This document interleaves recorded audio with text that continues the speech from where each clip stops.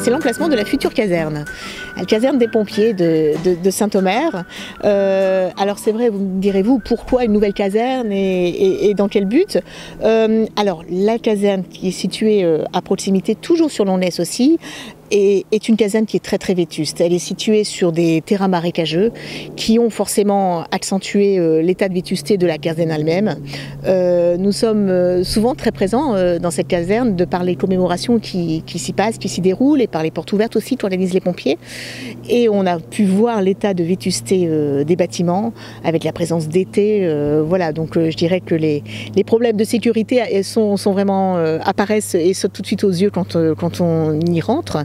Et on a été forcément on a été interpellés par les pompiers et qui nous ont sollicité en nous montrant l'état de vétusté des lieux et surtout en nous expliquant la nécessité d'avoir un lieu plus sécurisé. C'est vrai que les pompiers sauvent des vies, les pompiers interviennent, mais il faut aussi penser à leur sécurité, à leur propre sécurité. Alors c'est vrai que fort de ces constats avec Bertrand Petit, mon binôme, on est allé forcément présenter le dossier au niveau de la présidence du département, au niveau de Michel Dalbert, qui était président au département, et on l'a fait venir sur les lieux, puisque pour se rendre compte, rien de tel que de venir visiter les lieux, qui a constaté de lui-même cet état de vétusté. Alors, fort de ce constat, il fallait forcément un terrain. Et vous savez qu'il y a beaucoup de demandes. Hein. Il y a des casernes autres aussi qui sont peut-être aussi, qui nécessitent aussi de nouvelles casernes, en tout cas de nouvelles infrastructures. Et il y a eu un petit plus ici. C'est-à-dire qu'on est sur le terrain qui appartient à la CAPSO, la communauté d'agglomération, et qui a été cédé, identifié, et qui a été cédé pour l'euro symbolique pour ce projet à venir. Donc tout ça a fait que dans les dossiers où on n'était pas forcément peut-être prioritaire dans la construction d'une nouvelle caserne, tout ça a fait que le dossier est remonté petit à petit à la première place. Et en tout cas, on est vraiment ravis que le dossier ait été pris à la mesure de la nécessité.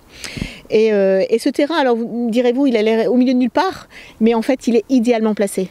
C'est vrai qu'au niveau des interventions des pompiers, on va gagner en rapidité. C'est ce qu'on attend forcément, puisqu'il est situé à proximité des axes structurants et en tout cas de desserte pour permettre une intervention beaucoup plus rapide. Donc ça veut dire aussi le moyen d'arriver plus vite à l'hôpital de Saint-Omer, par exemple Oui, bien sûr, on est près des grands axes, donc ça permet d'intervenir très très vite au plus près des communes et même les communes un peu retirées, les communes rurales. Quand il y a un incendie, c'est vrai que le temps semble toujours très très long en attendant les pompiers, et là ça permet une intervention rapide, mais aussi en effet permet d'amener aussi les victimes éventuelles au centre hospitalier le plus proche et de façon très très rapide. Alors vous êtes conseillère départementale, vous siégez au conseil d'administration du SDIS, oui. Mais quel est le lien donc entre les pompiers et le département? Alors c'est vrai, on ne se rend pas toujours très compte de la chose, mais le SDIS, le service départemental d'incendie et de secours, est financé à 62% par le conseil départemental. Donc on est là aux côtés des pompiers, on leur apporte forcément la possibilité d'intervenir dans de très bonnes conditions. On ne s'en rend pas forcément compte quand il y a une intervention, on les voit arriver, fort heureux et fort content de les voir arriver, intervenir de façon très très professionnelle, et puis on se dit mais tout ça on ne pense pas, il y a un coût derrière. Et si l'on devait facturer à chaque victime l'intervention en elle-même, il faut savoir que ça représentait 1 200 € par victime. Donc voilà, cet argent qu'on ne débourse pas, il faut forcément qu'il soit financé par quelqu'un d'autre. Et cette collectivité, la collectivité du département répond présent en tout cas et accompagne le service départemental d'incendie et de secours. Donc ce que vous êtes en train de dire, c'est que les pompiers, c'est un service public, ça fait partie aussi, comme le département, la poste ou toutes ces choses, ça fait partie des services publics qu'il faut défendre? Complètement. Comme bien sûr les services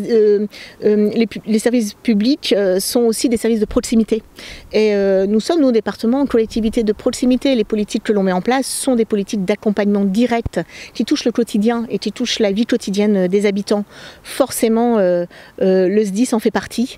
Et à l'heure où on décide de fermer un peu ces services de proximité, et le département se dit mais non, on doit garder en tout cas ce service de proximité comme tous les autres pour permettre en effet de garder que tout le monde ait une certaine équité face à l'accès aux soins, face à l'accès aux services et notamment aussi aux SDIS, bien sûr.